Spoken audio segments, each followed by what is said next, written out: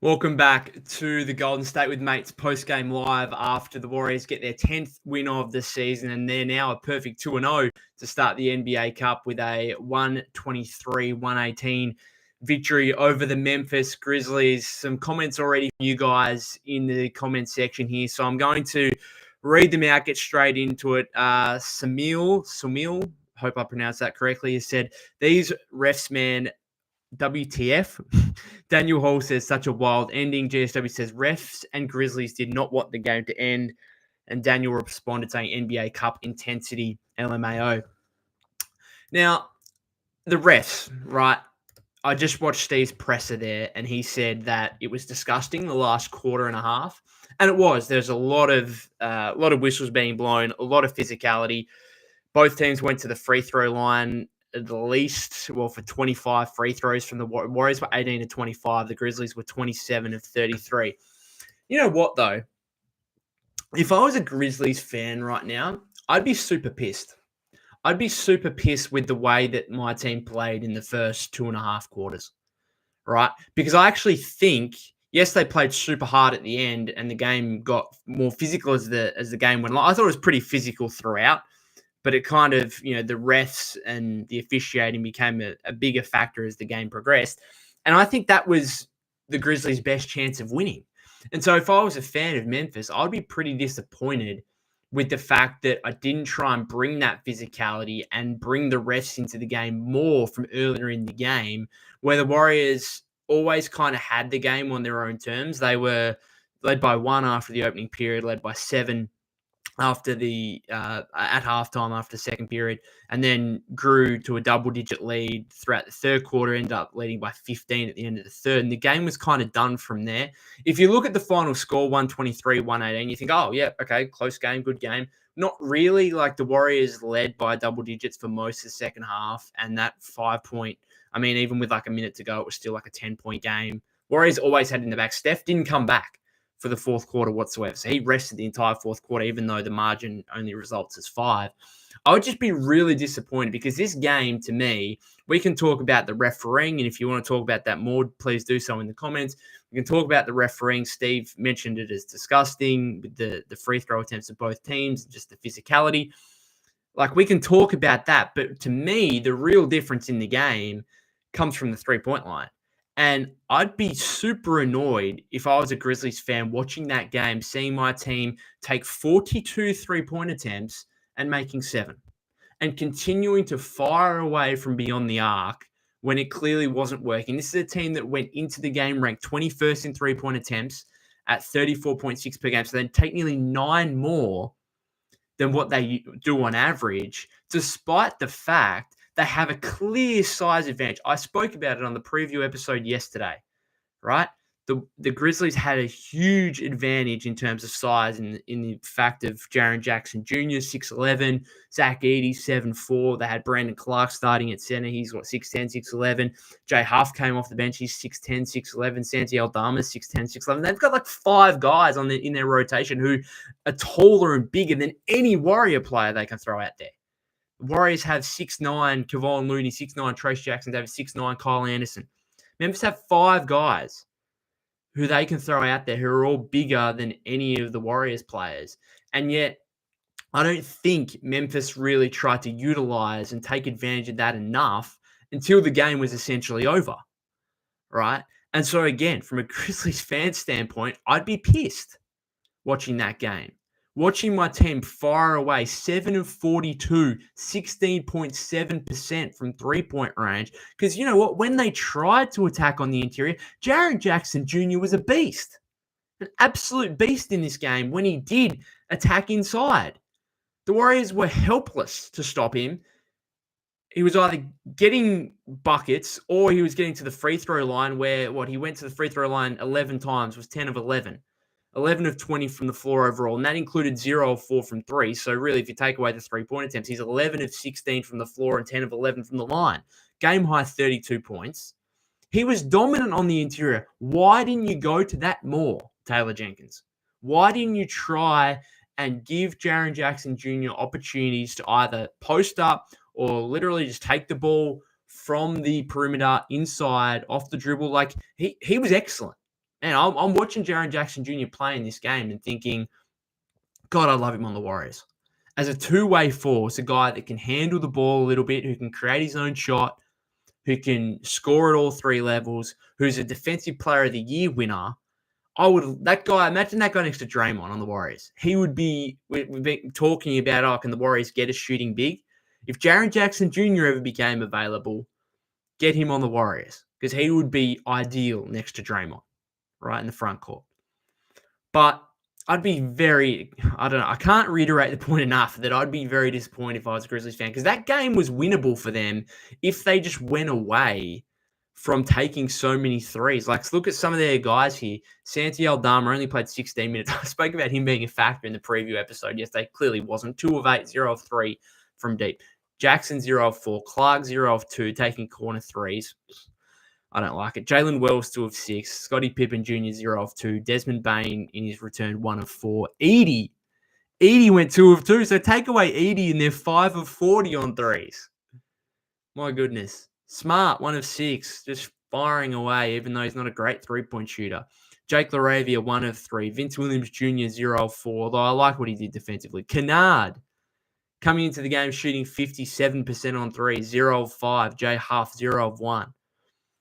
I mean, that was really disappointing from a Grizzlies perspective. But this is a Warriors podcast. This is a Warriors live stream. So we have to talk about them. And we have to give credit to Jerry Stackhouse again and the Warrior defense for bringing the Grizzlies into their style of game.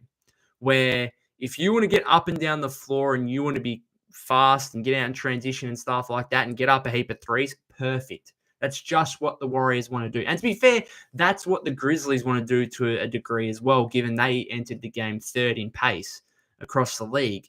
So I understand that, but I think they didn't do a good enough job of realizing, hey, just for this game against a team who also wants to get up and down and shoot a bunch of threes, let's slow it down a little bit. Let's try and make it half court. Let's try and get the game where our size actually makes a serious difference. And, we can get some, a bunch of paint points. We don't have to rely as much on the three-point shooting. Instead, they kind of went the other way. They took 9 3-point attempts more than what they average.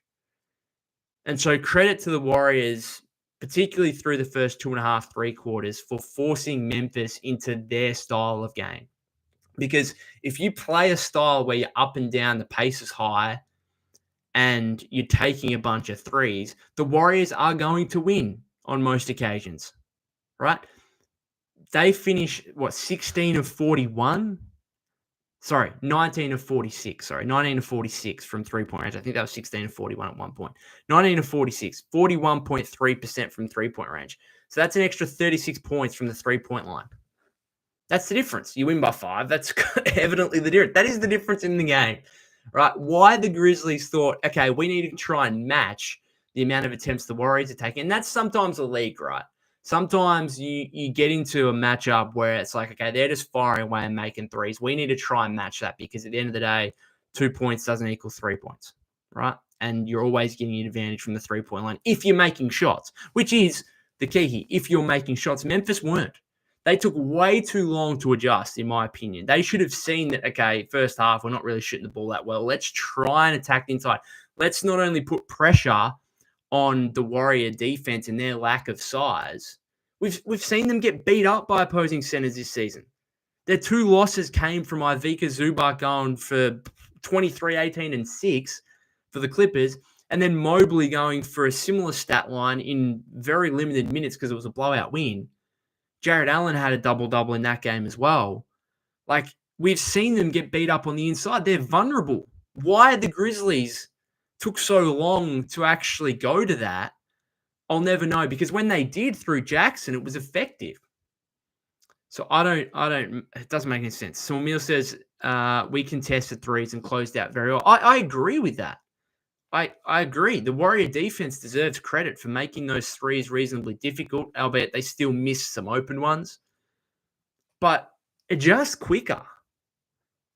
I actually thought this game was also almost more about Memphis. Like, this was just another standard good Golden State performance to me. This game almost said more about Memphis and the disappointment in what they brought for the first three quarters compared to the Warriors. Again, give credit to Golden State, right? Who are so deep offensively, moving the ball really well. Yes, had 19 turnovers, but I thought generally the offense was really good. Steph didn't have a big game at all. Only played 26 minutes, 13 points, 8 rebounds, 5 assists, 4 steals. It was pretty good on the defensive end of the floor. Offensively, only took 9 shots, 4 of 9 from the floor, 3 of 7 from three-point range. The Warriors had 10 players score at least 8 points in this game, led by Buddy Hield, who I think played a game high 30 minutes, 19 seconds. Sorry, not a game high, team high, 30 minutes, 19 seconds, 18 points, 7 of 15, 4 of 8, 4 rebounds, 2 assists. Did have 5 turnovers, though, unfortunately. So the Warriors offensively, another game where they get so much production across the board. But I just thought the story was clearly the refs and the physicality and the officiating. I get that. But more so Memphis' decision to take 42 three-point attempts, much more than they normally average against a team that they should be automatically taking less against probably. Now, yes, okay, there's times the Warriors are cramming the paint and, there's always help defense. Like I think Tim Legler made a comment on that during the third quarter or early in the fourth, might have been early fourth quarter, whatever it was, where I think it was Vince Williams Jr. or someone beat, I think it might have been Podziemski off the dribble. And, it was Desmond Bain. Whoever it was, doesn't matter. Anyway, Kyle Anderson got a block, like almost pinned it along the backboard, got the rebound. Warriors go in transition. And Tim Legler made the comment, right, that the Warriors is always a help defender there. There's always someone on the back line helping the guy that's, might have got beaten off the dribble. And so I appreciate that. I appreciate that the Warriors are cramming the paint, that they are making things slightly difficult, and therefore, the Grizzlies are kicking out to open shooters a lot of these times, and they're just missing shots, right? Okay, I understand that, but there was also a lot of occasions where they just could not stop Jaren Jackson Jr., right? Who's finishing with both hands, doing everything, getting to the free throw line. Just keep going like that. How many post-ups did we see Edie get? I think he got one where he missed over Looney. Aside from that, I don't think they utilized him enough because we know he's got good touch around the paint. And he used his size on a couple of occasions, going back to that one in the first half where he kind of reached over Wiggins just with his sheer size and height, got the offensive rebound, and then banked it back in on a little hook. I don't know, just disappointing from a Memphis standpoint. But for the Warriors, so many contributions. I suppose the starting topic here is in regard to the opening lineup with Lindy Waters III starting in place of DeAnthony Melton, who I wrote an article for Blue Man Hoop at the start of the day outlining 6 potential options to replace DeAnthony Melton in the starting lineup. And I think I ranked them as Lindy Waters III 6th. So from 6 to 1, it was Lindy Waters III, Podziemski maybe at 5, Buddy Hield maybe at 4, Kuminga at 3 if they wanted to go big and go back to the starting lineup. And then it was Gary Payton the second was 5. I can't even remember. I'm sorry, I'm getting confused. It was Gary Payton at 5. So it was Lindy Waters the third at 6, Payton at 5, Podziemski at 4, Kuminga at 3, Hield at 2, and Moody at 1. So I expected it to be Moses Moody. I just thought, okay, he started the last game, or he started a few games already this season where the Warriors have been without a backcourt partner for Steph when Melton was missing those games. Obviously, GP2 started a couple of games as well. I'm not sure that is necessarily too viable going forward, just given the lack of spacing concerns with Draymond and TJD in the front court as well with GP2. I just thought it was going to be Moody. Flat out thought it was going to be Moody because you don't want to mess with how good Buddy's been off the bench, and you don't really want to mess with the whole stylistic perspective of bringing JK back, right? And so I thought it was going to be Moody, and then it gets announced before the game that it's Lindy Waters III. And I'm like, whoa, okay, this was it makes sense because he's somewhat similar to Moody, similar size, 3-point shooting ability. It makes some sense. I just thought that he wasn't going to vault from completely out of the rotation to being a starter. I just didn't think, but maybe I should give Steve some more credit because he's capable of pulling moves like that, where this guy played a couple of really good games, had that 21 points against the Pelicans, but then more recently has been out of the equation again. and out of the rotation. And I didn't think that he would just vault straight ahead of, 5 or 6 blokes into a starting role. But Steve did that, and it worked well. He scored the Warriors' first 5 points at 8 points in the first half before going down with that knee injury on a highlight block, really, which was a nice play. But then obviously has the knee issue, goes off, doesn't return after 10.5 minutes. So that was unfortunate. And then Pods started in the second half, which was almost equally as surprising, given that's a completely different style of player, not the 3-point threat necessarily, but does provide you, to be fair, with some of the ball handling and playmaking stuff that you lose with Milton going out. So that was certainly interesting. It's going to be weird to see, not weird to see, but it's going to be interesting to see what happens with the starting lineup moving forward. Does Pods now start from here on if Lindy's out for any extended period? Do we see, like, Moody played well. Like, I thought he was going to start. He didn't. That would have been a disappointment if I was him. I would have been disappointed that Lindy Waters III, who's a very similar player, got the start over me in this game. And yet Moses comes out 16.5 minutes, 4 of 8 from the field, 3 of 5 from 3, 3 of 5 from the free throw line, 14 points, which was second on the Warriors behind Buddy, 3 rebounds and an assist. He played well. So where does Steve go from here? What's Wong now says, not sure what Moody has to do to get the start. Yeah, I mean, I just thought he was the obvious option, given the Warriors had used him in that spot earlier this season, and he provides you enough. Like, he provides you with the offense, with his shooting ability. He's now like something like 45% from 3 this season, and then yet I'm not saying he's an elite defender by any means, but he's got size, and so you're not giving up too much in the way of defense there. I don't know. I'm confused as to why Waters got the start. It didn't hurt them in the end. Waters played well. Moody played well off the bench. But, yeah, I don't know where that means they're going to go moving forward. Do they go to Pods? Pods was a good positive for mine because he has been down the last few games, and it's been quite notable, and I've spoken about it. Been a little bit of a disappointment throughout the entire season, but particularly over the last couple of games after coming back from that illness. And he had a much improved performance. 11 points, 7 rebounds, 5 assists, 3 of 6, only 1 of 4 from 3. This 3-point shooting, like, it's going to be the difference between him being just an average role player and, like, what he wants to be in terms of becoming a star player, right? Because the 3-point shooting, that needs to be at least above average, and right now it's below average. It's poor. And so if teams aren't going to defend him, and this is the issue, it's not just the 3-point shooting, it's the scoring in general. And I was impressed with a couple of plays today. Like, there was one in the fourth quarter there where he went at banging one-on-one and into a Euro step and banked it off the glass. So that was nice. And to score 11 points, that's obviously much, much improved. But that's going to obviously be the determinant here on what kind of player and what level he reaches is the scoring. Because if he's just a 10-point per game scorer, he doesn't do anything else at an absolute elite level. Like, he does everything else well, but he doesn't do anything else at an absolute elite level for him to be considered like any kind of star player. But you know what? He's early in his second year. There's plenty of time. He's 21, 22 years old. There's plenty of time to go. But an improved performance, and perhaps the highlight of the season, I would say, from a Warriors standpoint, that play in the second quarter where he dove, got his hand on the ball, dove into the crowd, and then threw it back perfectly. Could not have been any more on point for a running JK who didn't have to break stride and threw it down. That was absolutely incredible and probably the play of the season.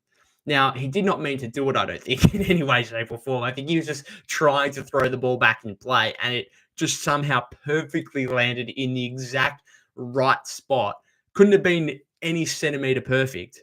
It couldn't have been any more centimeter perfect for JK to run onto it and dunk it. An absolutely incredible play and a much improved performance from Pod. So I thought he was a positive in this one. Again, one of 10 Warrior players to score at least 8 points. Draymond got ejected late in the game with it in the closing minutes. It was really interesting now, going back to what you're saying with the, Daniel saying the NBA Cup intensity and saying it was such a wild ending.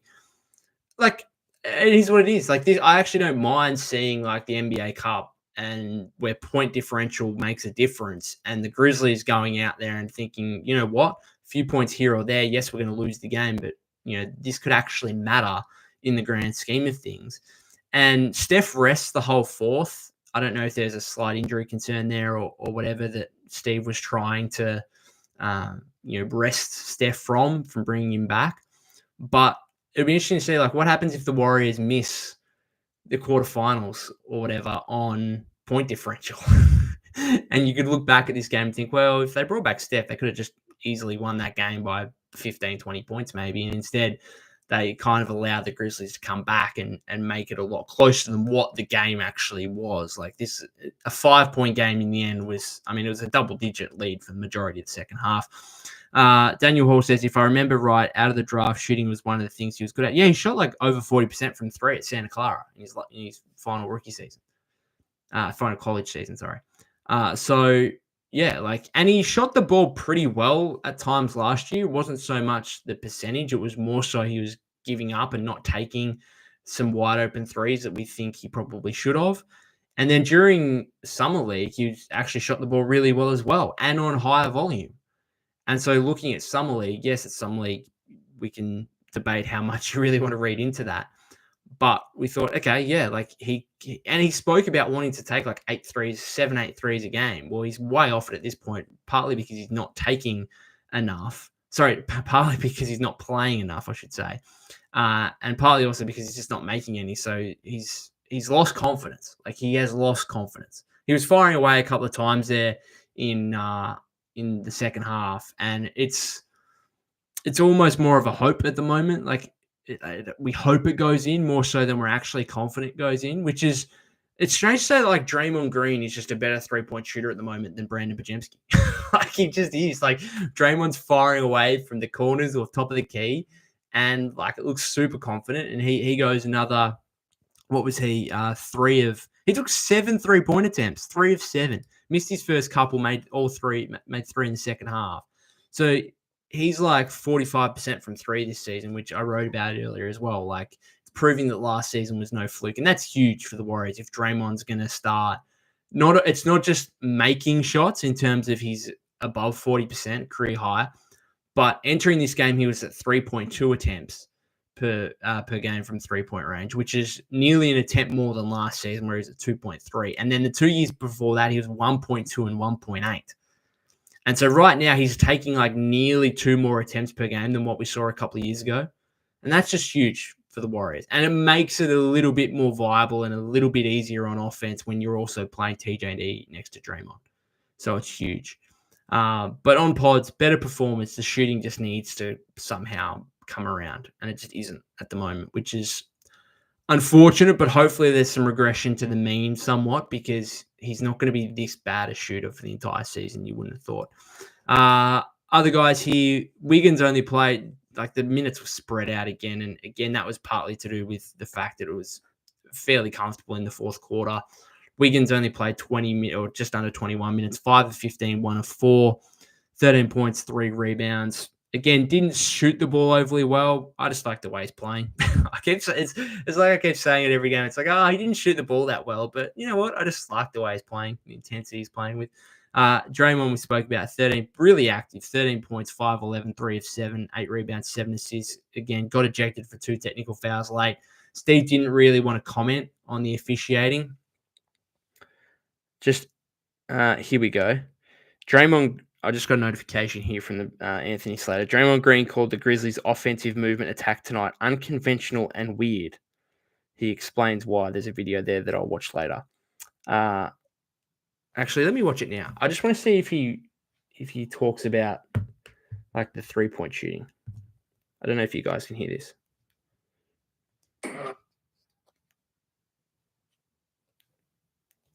Okay, now. We did the things that we need to do. They're running an unconventional offense these days, and so to see that for the first time took a little getting used to. But I thought our coaching staff did a great job of preparing us for it. They came right after the game. I was just telling CD, they came right after the game. It's like, what they're doing is weird. And so immediately for us as players, you lock in, like you're expecting the unexpected. Like in the NBA, most rotations and patterns are pretty similar. What they're doing is like, I haven't seen it. And so I thought we did a great job of adjusting to that. And playing. I really want to know what he's like if he gets into this a little bit more. Identity that we created for ourselves, but we made some quick adjustments. I thought Stack was great on the adjustments. We made some quick adjustments during that game to make sure the game went in our favor. I thought we did a great job executing against their top blocks. They're trying to force everything down to the bigs. I thought we did a great job of taking care of those. And like I said, also defeat. I'm assuming Slater's going to ask a follow-up question here. What was so unconventional about their offense? There's The some defense mistake. looked, you said it looked like they were top blocking stuff. What was so weird about their offense? Like if one guy drives right, the whole thing moves right. Like if if you're in the slot and you drive right and there's a corner man, he cutting and like kind of giving you all the space. If you drive middle and the whole team is rotating, and it's one thing to like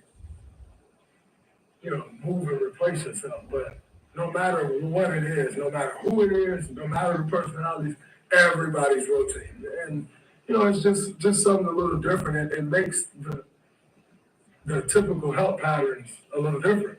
And, Okay, interesting. We're getting into the nitty gritty here. Sorry for that. We're getting into the nitty gritty here, and Draymond's got a basketball mind that none of us will ever really be able to comprehend, and so all that kind of specific stuff that he's talking about, I won't get into too much. But it was certainly I just found most interesting the 3-point attempts when they were being so dominant on the inside for much of the game with Jaren Jackson Jr. and stuff like that. But on to other Warrior performances. Yeah, Wiggins didn't shoot the ball overly well, again, like the aggressiveness.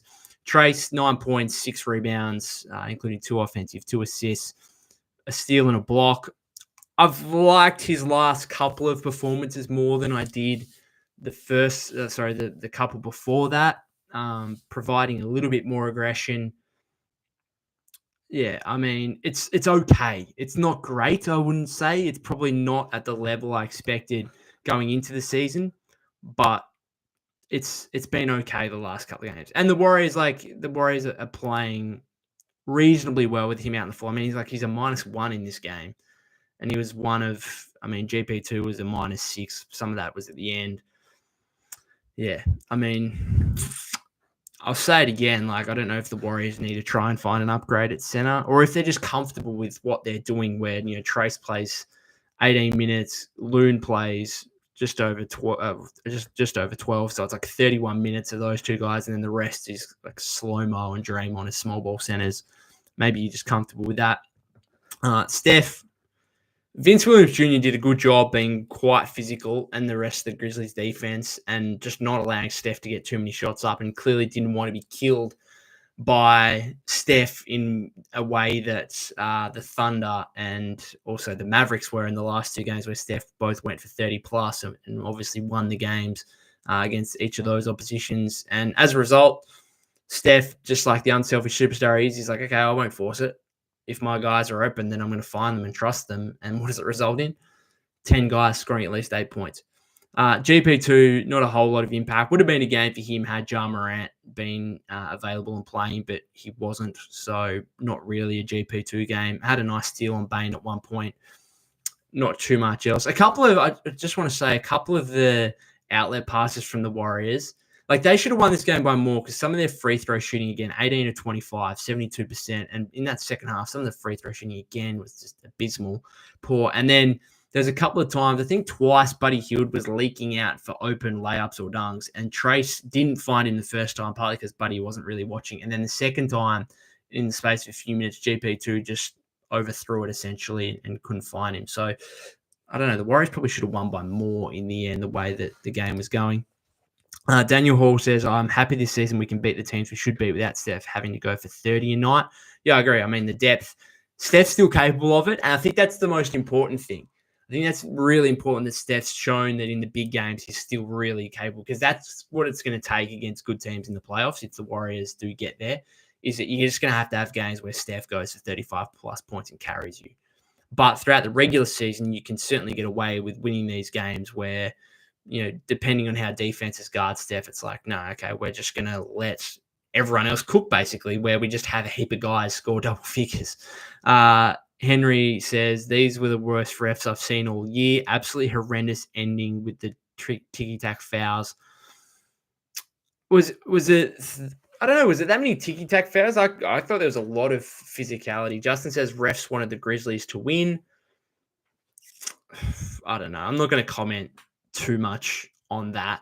I agree, but I think it's more so Memphis probably being the more physical and the bigger team, and that's kind of what happened late. Is they were trying to impart their physicality and their size, and you know what? That puts pressure on the refs to make decisions, and the refs are going to sometimes get it right, and they're going to sometimes get it wrong, right? And that's why I'd be really disappointed as a Memphis fan that they didn't put the pressure on the refs more earlier in the game and waited till the game was, they were down by double digits and the game was pretty much out of reach for that to happen. And so, yeah, again, I'd be that's my main theme. I'd be disappointed if I was a Grizzlies fan. Buddy, I don't know. I didn't think he actually played that well, but he had 18 points on 4 of 8 shooting, led the Warriors, played a lot. His 4 rebounds all came on the offensive end. I don't think it was really interesting to hear.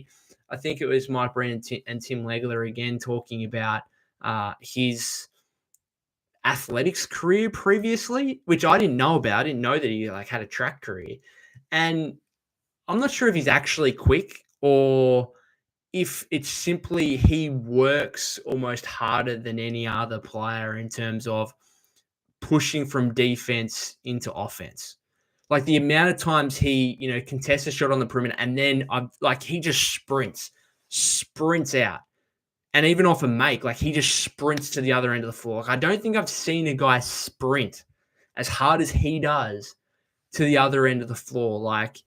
He's either looking for leak outs, and again, I'll go back a couple of times the Warriors missed him. He would have had an extra 4 points in this game if they just connected on a couple of those leak outs. It would have been easy layups or dunks. Or even if he doesn't have a leak out necessarily, he's just sprinting to the opposite corner, right? Sprinting from one corner of the floor on the defensive end to the other corner on the offensive end, trying to space out, looking for a 3 in transition. He works so hard. And it's a credit to him and it's a credit to the Warriors staff that they've got him so engaged where this guy is literally running all over the floor, creating such a chaos for the opposing defense. And again, it just goes even on offense, he's just running around everywhere and getting 4 offensive rebounds because he just moves around and finds himself in the right spot. Huge credit to him. Henry says, all things considered, Aldama, Jackson, and Edey has to be the biggest backcourt. I'm assuming you mean front court in the league. And they're stretching the floor. It was kind of scary that they kept it close without shooting well. Oh, yeah. And then you corrected yourself with the front court. Having, what's Aldama, 6'10", 6'11", and then, Jackson, 6'11", 80, 7'4". It's huge. And again, you're saying it was kind of scary they kept it close without shooting. Well, why did they shoot it that much? Why? Use your size. Put pressure on the Warrior defense inside. Put pressure on the refs. I don't know, man. Taylor Jenkins, that was some poor coaching. You've got to direct your guys a bit better than that to say, hey, this isn't working. Let's do the thing that is working more often. Because it was working them, on the interior. Again, Jaren Jackson Jr., 11, takeaways, 3-point attempts, 11 and 16 from the floor. And most of them were just powering inside off the dribble and getting whatever he wanted. Being too big, too strong, forcing the Warriors to foul. Yeah, disappointing. Kuminga was aggressive. And again, Legler mentioned on the broadcast early in the game where he took 7 shot attempts in the first 6 minutes and was he's not really making these shots, but I like the aggressiveness. And I tend to agree. It was one of his worst games efficiency-wise, 3 of 13, 0 of 4. 2 of 4, again, had a trip to the free throw line where he missed both. 4 rebounds, again, 2 on the offensive end. Couple of assists, found Moody for a nice 3 in the third quarter there. 5 fouls. He often found himself on Jackson, entering the paint. And, Jackson's just 3 or 4 inches bigger than him.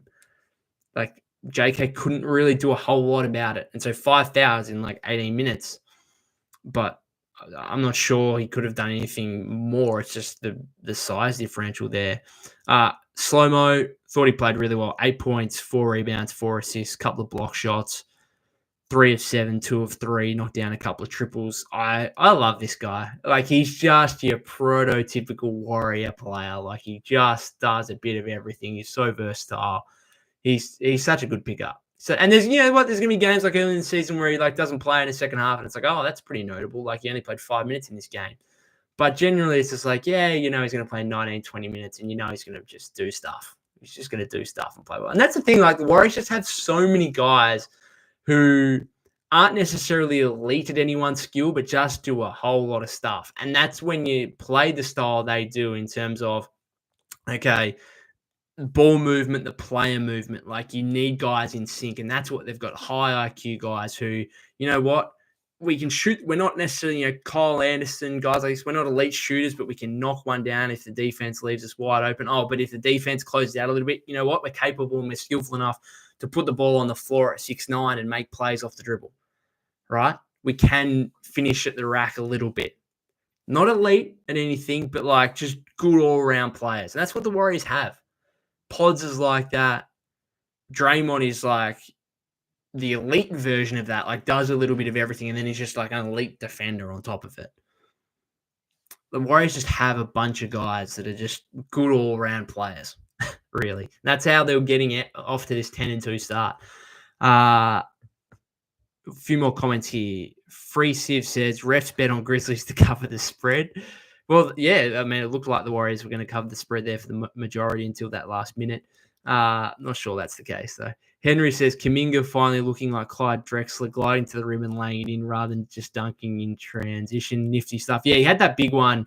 Was it first quarter where he got out in transition and he went up with it on Jackson like he was going to maybe end his career, and instead just, as you said, glided in and laid it in.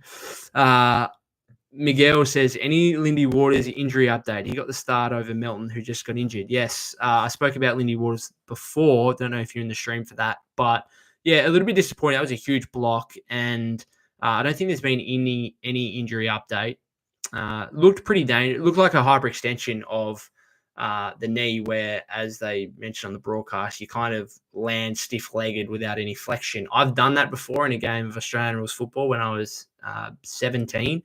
Playing in it. It was in that grand final, actually, playing in the midfield, and went up for what we call a mark or like a catch, like in the NFL, and hyperextended my knee. And it was over on the other side of the ground, and it was right at the end of the first quarter, and the coach like legit didn't see it.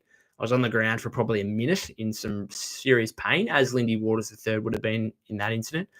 Anyway, coach didn't see it at all. We finally made my way over to the huddle, and the coach is like, oh, yep, you are good to start second quarter in the midfield again. And I was like, I was thinking to myself, I'm not sure if you just saw what happened, but whatever, okay.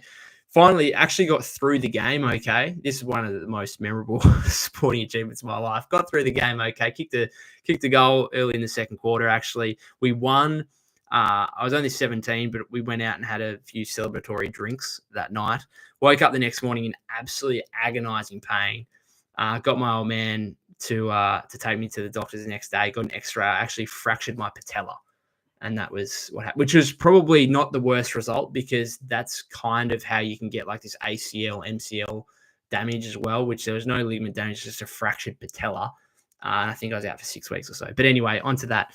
Shavant says, these freaking refs, man. That Andy Nagy guy was definitely betting on the game. Freesif says, Lindy has hyperextended knee. Henry mentions Aussie rules. I know it's great. Well, I don't know. NBA, Aussie rules, greatest sport in the world. I've certainly followed Aussie rules for a lot more. My old man was a mad. Everyone, basically, if you live in Tasmania, Victoria, WA, South Australia, you're pretty much Australian rules. Mad. It's probably the biggest sport over here, I would say. But basketball is certainly catching up, and will continue to catch up with all these Australian NBA players. Dyson Daniels, another huge game today. He's officially our best player. If we're not including Kyrie, who Kyrie likes to include himself as Australian these days. He was born here. Melbourne, Australia has the most number one picks in NBA history with Kyrie, Simmons, Andrew Bogut. Shivanches off topic. Excited for the BGT. What's the BGT? I've lost that. BGT? Please tell me what that is. Oh, Border Gavaskar Trophy. Oh, yes. Yes, Border Gavaskar Trophy. Absolutely. You didn't even have to tell me. I'm sorry I didn't even pick that up. Border Gavaskar Trophy. Yes, very much so. It's Australian rules football in winter and it's cricket in summer. That's what it is to be Australian. And yeah, I'm on it. So yeah, looking forward to it. Should be a great series. How India lost to New Zealand at home, I'll never know. I was actually kind of disappointed watching it because we always get our backsides beaten when we go to India. Usually play that 4-test series or whatever, and we're probably lucky to win one. And the fact New Zealand just went over there in a 3-test series and won 3-0, that was incredible and gives me some optimism that we can do pretty well in what is now a 5-test series here, Australia versus India. So yeah, looking forward to it. Should be a big series starting next Friday, Australian time. So looking forward to it. There's a couple of more T20s against Pakistan coming up, but this is an NBA podcast and we're talking Australian rules, football, cricket, all that kind of great Australian stuff. Henry says NBA brain trying to figure out the Aussie rules acronyms. Which ones exactly? Shavant says New Zealand just got lucky. It's almost impossible to beat us on our own ground. How can you say they got lucky when they beat you 3 straight times? three test matches in a row. I love test cricket's my favorite because over a course of a 5-day game, like it's very unlikely that like luck plays less of a role in a 5-day game compared to a T20 game, right? Like T20, you can play well for 3 hours and you win the game. Test matches, you got to play 5 days of good cricket to win, and therefore luck doesn't play as much of a role. And therefore, I don't know how you could say they got lucky given they won 3 test matches in a row. But whatever. Miguel says, now with Melton and Waters out, looks like lots of Moody and BP. Yep, I'd agree with that. I don't hate that. Like, this is what the Warrior depth is here to withstand, right? Like, you've got literally 13 rotation guys. Guy Santos now down in the G League. Did they play? I think they might have played today. I haven't checked the scores. Like, this is what the roster is built to withstand. Melton goes out. Lindy Waters, the third, goes out. Basically, anyone but Steph and Draymond go out. The Warriors should still be capable of winning plenty of games. Right? This is what you did it for. And so I'm looking forward to seeing those. You know, they're 2 young players that we have high hopes for. Looking forward to them playing more. Henry says, I realised you were talking about cricket with the BGT. My bad. Yeah, I've never even heard of Border Gavaskar Trophy being referred to as BGT. I guess that's what it is. It's shortened for that, but it's always just Border Gavaskar Trophy for me. Anyway, we're going to finish up there. We've been going for over 40 minutes. We're talking about all different sports now rather than basketball. If you've got anything more, then I'm happy to read it out in the next couple of minutes here. But other than that, the Warriors will play against the Clippers on Monday, looking to get a bounce-back win from obviously that third game of the season where the Clippers came into Chase Center and got the win. That will be at the new Intuit Dome. Looking forward to that one. Shavant says, I expect the G League team to win it all with the talent they have. Potentially, they split the games last weekend with the Valley Suns. Quinton Post, Reece Beekman, a couple of nice performances there. Guy Santos now is probably going to be in the G League for most of the season. You can imagine there's probably not going to be too much room for him in the Warrior rotation. So there's no point in just having him cool down on the bench and not seeing any action. So there's going to be some development there. Other than that, guys, yes, I'll be back maybe for a preview episode ahead of that Clippers game. But otherwise, in fact, that game's on Sunday, isn't it? Did I say Monday? It's Monday my time. I always get confused with the differential in the time difference because games, obviously, it's Saturday. It's nearly 6 p.m. Saturday here for me in Australia. Other than that, guys, I'll finish it up. If you haven't subscribed to the YouTube channel already, that'd be greatly appreciated. You can follow me at POC252. That's POK252 on X/Twitter. We're also on Instagram, TikTok, Golden State with Mates. Thank you very much to those of you that have commented, whether it was in regards to the refereeing, the game in general, cricket, Australian rules football, whatever. I've very much enjoyed it and look forward to the next one. Miguel says, my time too. Greeting from South Korea. South Korea, that's cool. I don't think I've ever met someone from South Korea, to be honest. So that's fantastic. Thanks again to those of you that have tuned in. If you're watching this on replay or listening to this on the podcast feed, then again, thank you very much for listening or watching. Again, I'll be back probably for an episode maybe prior to the Clippers game. If not, I'll certainly do a post-game live after that one as well. Until then, have a great weekend.